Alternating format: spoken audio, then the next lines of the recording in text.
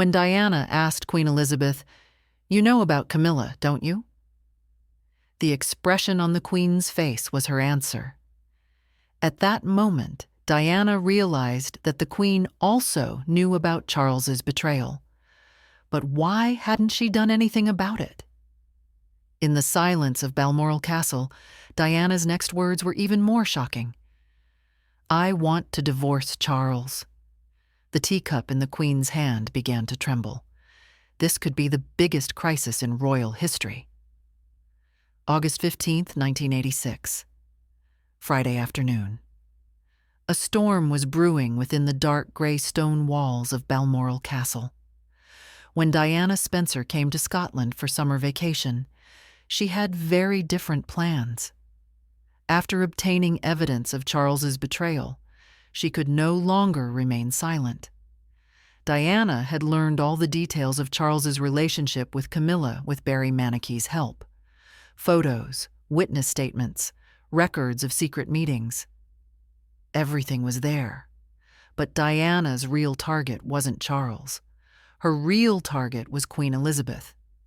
Everyone at Balmoral had gone for afternoon naps. Diana seized this opportunity and went to the Queen's private sitting room. She knocked on the door and asked for permission to enter.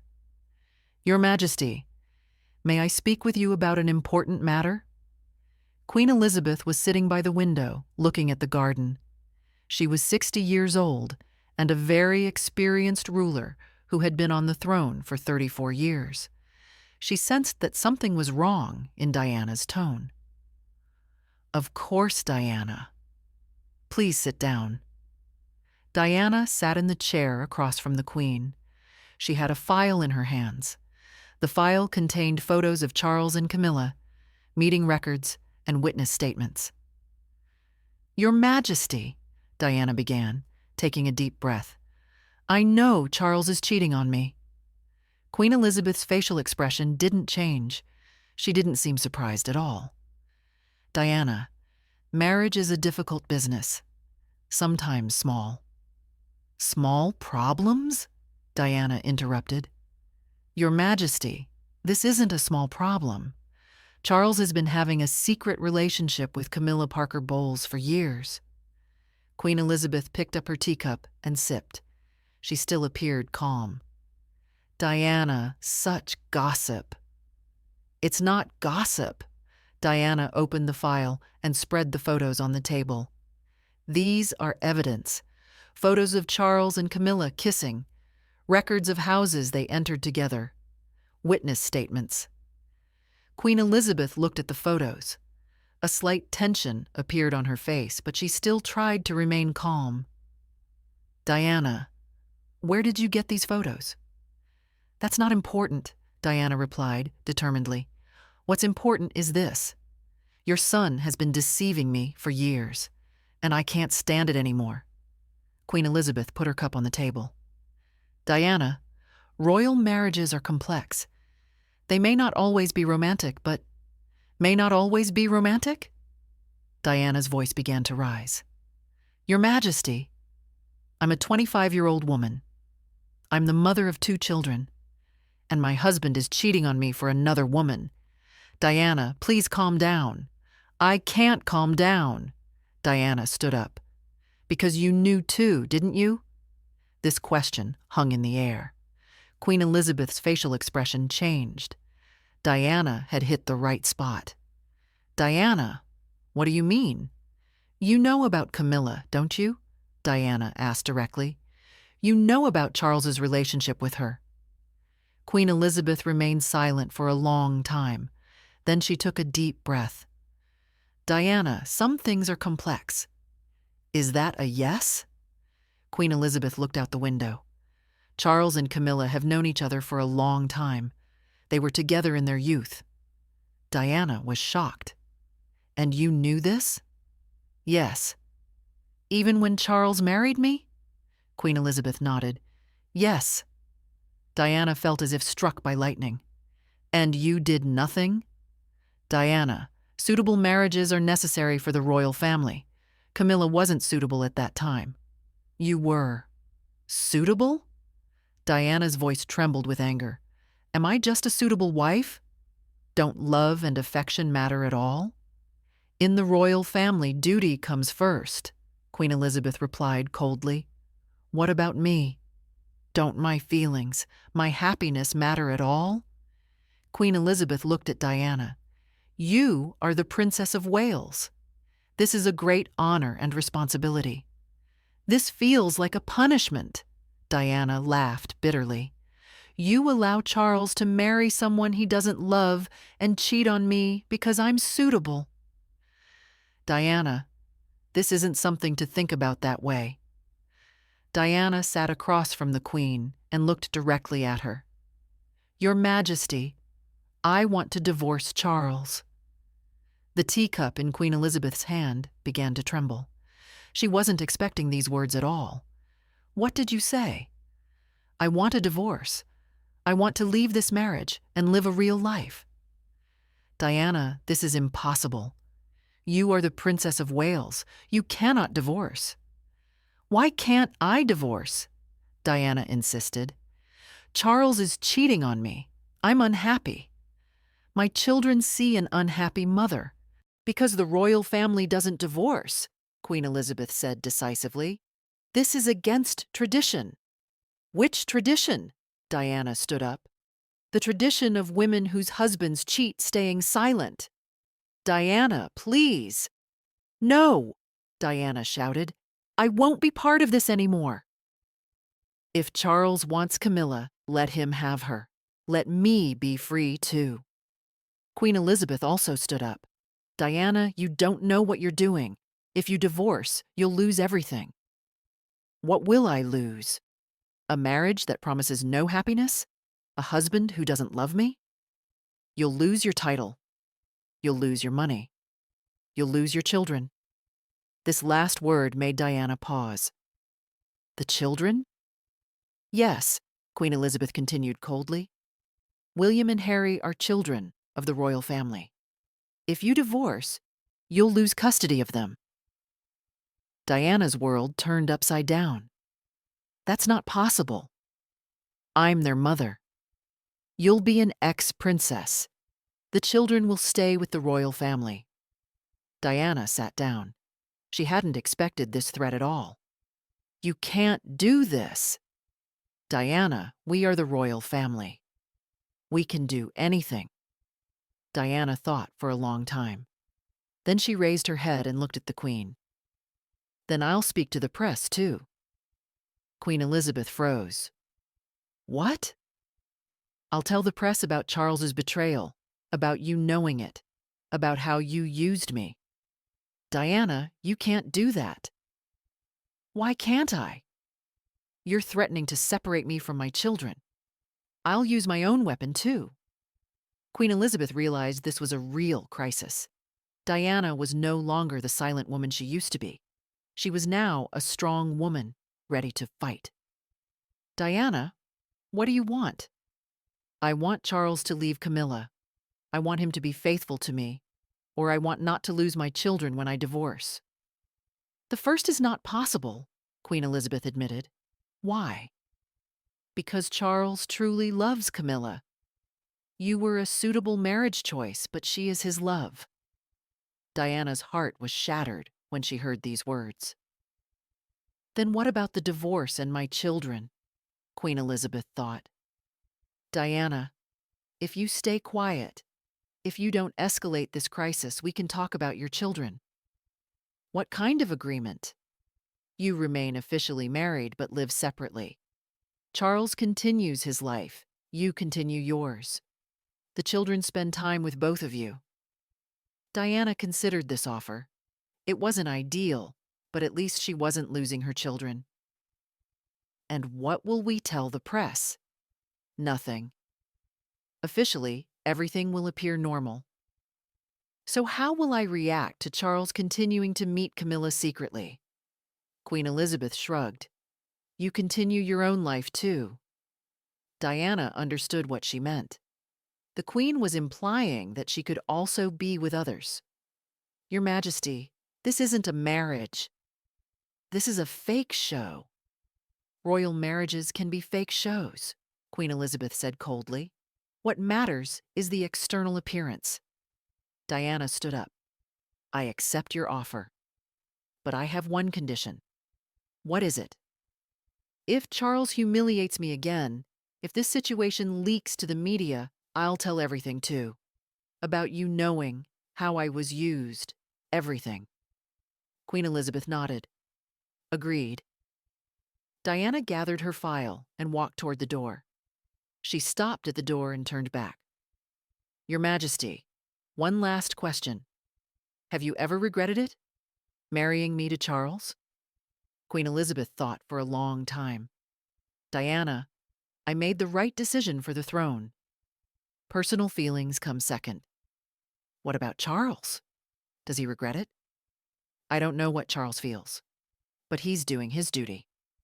Diana nodded. Then I'll do my duty too. But now on my own terms. When Diana left the room, her head was high, her shoulders straight. This conversation with Queen Elizabeth had changed her life. She was no longer a victim, but a strong woman. That night, Diana sat in her room, thinking. The message Queen Elizabeth had given her was very clear. For the royal family, external appearance was more important than everything else. Love, happiness, honesty came second. But Diana now knew the rules of this game, and she was ready to write her own rules. The next morning, Diana wanted to have a private conversation with Charles. The agreement with the Queen needed to be explained to Charles as well. After Charles returned from hunting, Diana waited for him in the library. Charles, we need to talk. Charles saw the determined expression on Diana's face. About what? I had a long conversation with your mother yesterday. About your relationship with Camilla. Charles's face went white. Diana, I know everything now, Charles. Everything. That your mother also knew. That you chose me because I was a suitable choice. That you've always loved Camilla. Charles sat down. Diana, I can explain. You don't need to explain. Diana raised her hand. I made a new agreement with your mother. What agreement? Diana told Charles about her conversation with the Queen. They would remain officially married, but live separately. Charles could be with Camilla. Diana would also live her own life. Are you serious? Charles was surprised. Very serious. This marriage is over, Charles, but we'll maintain appearances for my children. Charles seemed relieved. So I don't need to hide anymore? You don't need to hide, but you need to be careful. If the media finds out, I'll speak too. Charles nodded. Agreed, Diana. And you? What will you do? Diana smiled. I'll live my own life too. Charles understood what Diana meant. Barry Manicky? That doesn't concern you anymore. When they returned to London, Diana was a completely different woman. She no longer asked or cared about where Charles was or who he was with. She was making her own schedule, making her own decisions. Her relationship with Barry had also changed. There was no longer any need to hide. Diana was openly spending time with Barry, having long conversations with him. Ma'am, Barry asked one day, how does this new situation make you feel? I feel free, Barry. For the first time, I feel in control of my own life. What about the children? William and Harry are very young. They don't understand yet, but they see a happier mother. This is better for them. Diana's new attitude affected not only the royal family, but also the public. She now appeared more confident, stronger. She was more active in charity events, building more sincere relationships with people. A month later, Diana received an interesting offer. A fashion magazine wanted to put her on the cover. The headline, The New Diana, a Princess Reborn. Diana accepted this offer. Because she was no longer hiding herself, she was showing her true identity. On the day of the photo shoot, Diana came with a completely different style. She used to always wear pastel colors, conservative clothes. Now she preferred black, red, bold colors. "Your Royal Highness," the photographer asked, "this new image of yours is very powerful." "What changed?" Diana smiled, looking at the camera. "I found myself. I'm no longer living according to others' expectations." When the magazine came out, it made a big splash. Diana's new self had caught everyone's attention. Media comments were very positive. "Princess Diana has found her voice." A new confident Diana emerges.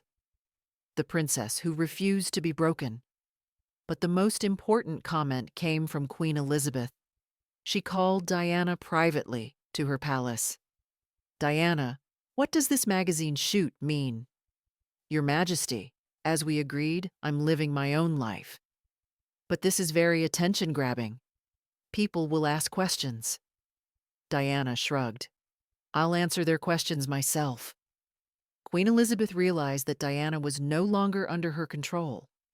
This new Diana was much stronger and more independent. "Diana, be careful. Don't go too far." "Or what?" Diana asked courageously. Queen Elizabeth couldn't answer because Diana no longer had anything to fear. She was protecting her children, living her own life, and showing her true identity. During the same period, Charles also began appearing more openly with Camilla. He wasn't hiding as much as before. The media began to notice this situation. News with headlines like "Prince Charles and Diana growing apart" was coming out. But thanks to Diana's strong stance, she didn't appear as a victim. One day, Diana gave a special interview to the BBC. In the interview, direct questions were asked about her marriage. "Your Royal Highness, there are speculations about your marriage. What's your comment?" Diana answered, looking at the camera. "I am a happy, strong, and independent woman. My children are healthy and happy. That's enough for me." "How are things between you and Prince Charles?" "Charles and I live different lives, but we're a good team for our children." This interview had created a big impact. Diana had openly acknowledged marriage problems, but had shown herself as strong. After the interview, Queen Elizabeth called Diana again. "Diana, what was this interview about?" "I told the truth," Diana replied calmly. "But it creates a negative impression about the royal family." "No, it creates the image of a strong, independent woman. This strengthens the royal family." Queen Elizabeth had to acknowledge that Diana was right. The public appreciated Diana's courage. 6 months later, Diana was in a completely different position. She was no longer just Charles's wife, but a strong woman with her own identity. Her relationship with Barry had also changed. It was no longer just a protection officer-princess relationship. They were experiencing real friendship and perhaps love. "Ma'am," Barry asked one day, "do you regret it?" This big change, Diana thought. "No, Barry. For the first time in my life, I can be the real Diana." "What about the future?" "I don't think about the future. My current happiness is enough." Diana's confrontation with the Queen hadn't just saved her, it had also strengthened her. She was no longer a victim, but a strong woman who was the master of her own destiny. And most importantly, she had managed to protect her children too. William and Harry were growing up seeing their mother strong and happy. That conversation at Balmoral was the turning point of Diana's life. Standing up to Queen Elizabeth, dictating her own terms, had liberated her. Diana Spencer was no longer just the Princess of Wales. She was a strong woman who stood on her own feet, made her own decisions, and lived her own life. And this was the real beginning of everything.